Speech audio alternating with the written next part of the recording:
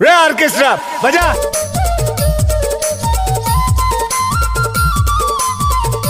DJ Shivram Yadav ji का mix किया हुआ गाना।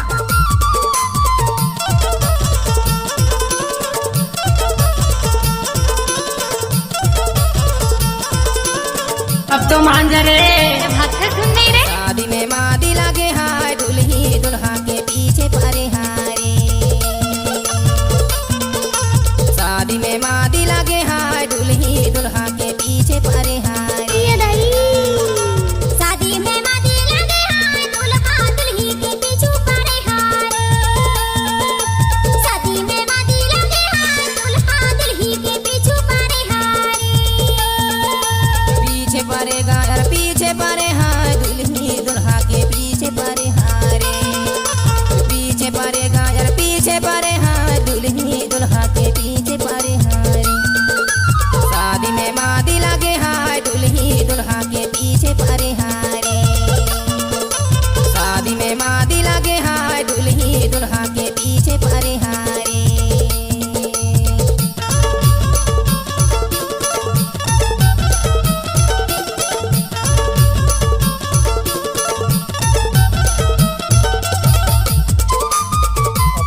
मुगल आजम हमको अनारकली समझ लिया हो का?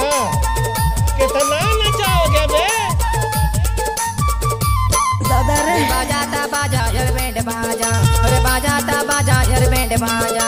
अरे माया वाले टूरी घरे में आजा हाय पीछे पड़े, अरे पीछे पड़े हाय दुल्ही दुल्हा के पीछे पड़े हाय रे। शादी में मादी लगे हाय दुल्ही दुल्हा के पीछे पड़े हाय रे। शादी में मादी लगे हाय दुल्ही दुल्हा के पीछे परे हारे।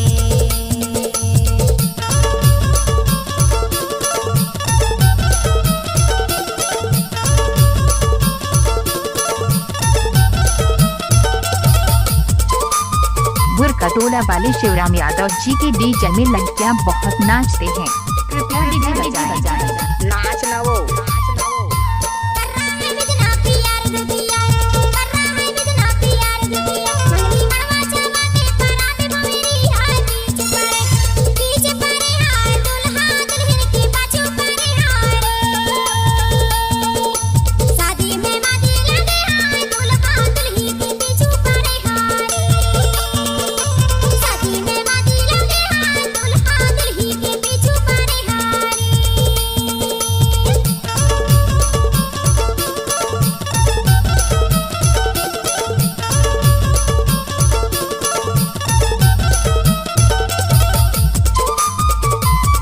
आपको डीजे सॉन्ग पसंद आए तो हमारे चैनल को सब्सक्राइब करें। क्यों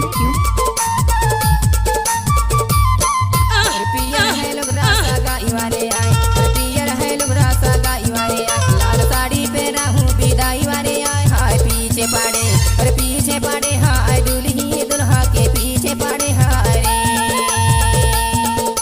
शादी में मादी लगे हाय दुल्ही दुल्हा के पीछे पड़े हाय रे। शादी में मादी लगे हाय दुल्ही दुल्हा के पीछे परे हारे। पीछे परेगा यार पीछे परे हाय दुल्ही दुल्हा के पीछे परे हारे। पीछे परेगा यार पीछे परे हाय दुल्ही दुल्हा के पीछे परे हारे। शादी में मादी लगे हाय दुल्ही दुल्हा के पीछे परे हारे।